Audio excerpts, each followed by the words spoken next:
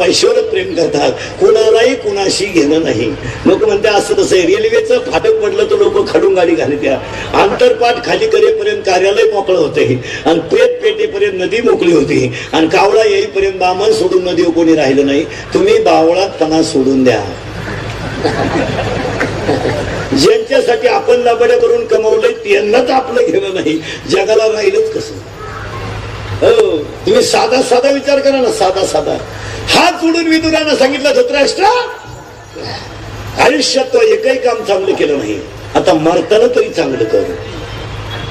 काय चूक झाली त्याची? तो पांडव जाळले, विषयाचे लाडू चालले, लाक्षग्रात ओढून आणले, भर सभेमध्ये दुःशासनानं द्रौपदी उडीत आणली आणि तेव्हा तुझी अख्खी टोळी हजर होती. आज तू मरताना त्यांच्या घरात ते तुकडे मोडीतोय, ती लाज तुला कशी वाटत नाही? भाषा कोणची? विदुराची. कुणाला? धृतराष्ट्राला. कोण आहे धृतराष्ट्र? भारताचा सम्राट, 100 पोरांचा बाप. 100 पोरांचा बाप होता तो, भारताचा सम्राट. पण दुसऱ्याच्या घरच्या भाकरी खात होता. कोणच्या? ज्यांच्याची आयुष्यभर दुश्मनी त्यांच्या. तो आंधळा धृतराष्ट्र याला म्हणला काय करू? विदुर म्हणला अरण्यात आहे आणि भजन कर, नीट मर. हा काय म्हणला माहिती का? दासीच्या पोरानं मला शिकवा इतका कच्चा आहे का मी? माणसाचा कार्यक्रम असा राहतो. मग तुझा तू पाय, मला काय गेलं? अशी जिरली. दुसऱ्या दिवशी सकाळी भीमाची गाठ पडली. तो कधी नंगट होता भीम.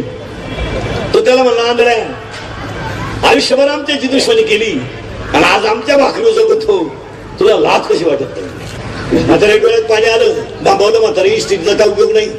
शेवटी भीमानं त्याला काय सांगितलं माहिती का? तू आज माझ्या घरातलं जे अन्न खातो ना, त्या प्रत्येक अन्नाचा घास आम्हाला दिलेल्या तळतलाटाचा आहे, तुला लकलाभ नाही होणार. तू वाढलं म्हातारा. युधिष्ठिरानं त्याला विचारलं, दादा काय भानगडे? ते रडलं आणि म्हणला, भाऊ पोर मिली, वाईट नाही वाटलं. राज्य गेलं, वाईट नाही वाटलं. जेवताना भीम बोलू तर तेवढं बंद करा. केवढं पडली गंमत. घरी फुगिरलंय. मग त्या भीमाला युधिष्ठिरानं जाऊन सांगितलं, भीमा अरे जेवताना कुठं बोलत असतात का? तो गाडी अर्ध्या गावची खबर होती. तब्येतीत मोकारण, डोक्यात कमी. म्हणजे ज्या भैमुखाला पाला जास्त त्याला शंका कमी. यानं असा विचार केला. तो म्हणला, भीमाला त्या सांगितलं जेवताना कुठे बोलत असतात का? तर भीमानं असा अर्थ लावला, जेवताना बोलायचं नाही ना, जेवायच्या अगोदर 10 मिनिटं. तो घरी मूड मध्ये होता. त्या दुसऱ्या दिवशीच म्हातारा गाठवलं सकाळी आणि मला आंधळ्या, आमच्या भावात मारा मारायला येतो का? तो मला खायला तो अन्न नाही, खायला काय लागतो. त्या भीमानं त्याला असा दम दिला, 100 पोरं मी मारली. ऐक, सकाळी एका पोराचा इतिहास, संध्याकाळी एका पोराचा इतिहास. 50 दिवस म्हातारा त्यानं बिन भाकरीचं मारलं मला. शेवटी ऐका, भयान रात्री धृतराष्ट्र उठला. पोटात अन्नाचा कंड होता, डोळ्याने दिसत नव्हतं. आंधळा धृतराष्ट्र घराच्या बाहेर पडला आणि अरण्यात गेला. झाडाला धक्का लागला. महाराज, कर्मगती माणसाला सोडित नाही. आग लागली झाडाला, आग. चटका बसला आणि भारताचा सम्राट धृतराष्ट्र अरण्यात जळून मेला.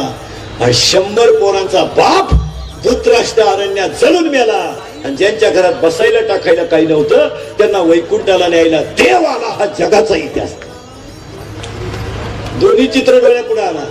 तुकोबारायच्या घरात पाणी भिजवलेल्या कण्या खाल्या देवाच्या, पण तुकोबारायला वैकुंठाला न्यायला कोण आलं? देव. आणि 100 पोरांचा बाप धृतराष्ट्र अरण्यात जळून मेला. दोघांची तुलना आज दुपारी निवांत बसल्यावर करा. याच्यापैकी योग्य माप कोणाचं? चला पुढे. धृतराष्ट्र होता तो.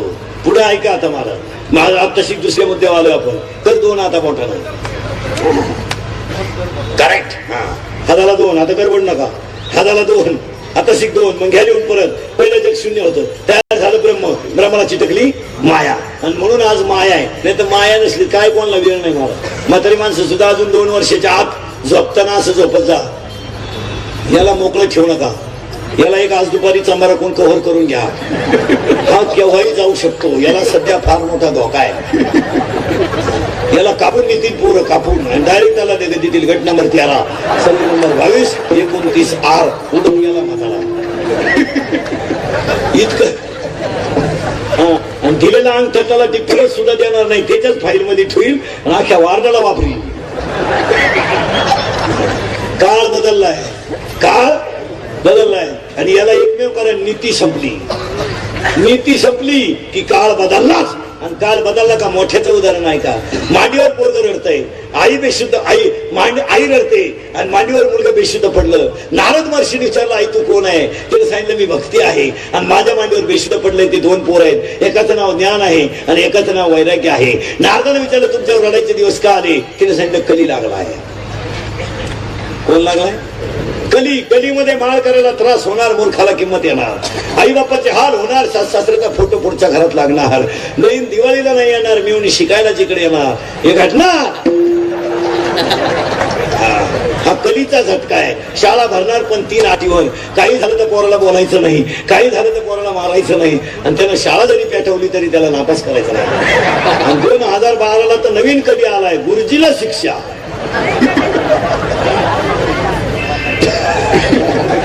जर पोरानं गुरुजीला मारायचं नाही पोरानं गुरुजीला मारलं तर चालेल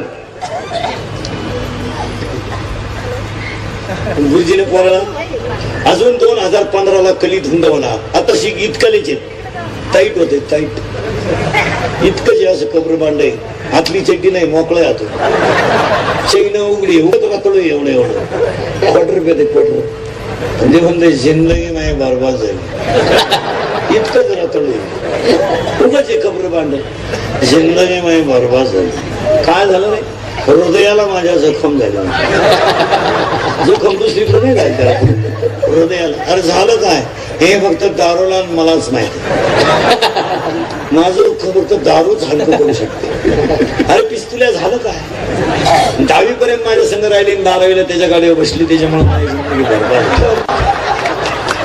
इतकं येड आहे ते गाणे ऐकायचं आणलं इकडून कानात घालतोय सायकलीवर चाललं तर लुटून दिलं तर बाजूला होत नाही अशी करत होती गाडी आली न उभी होती ती उभं होतं स्टँडवर एसटी आली मी गेली परत आली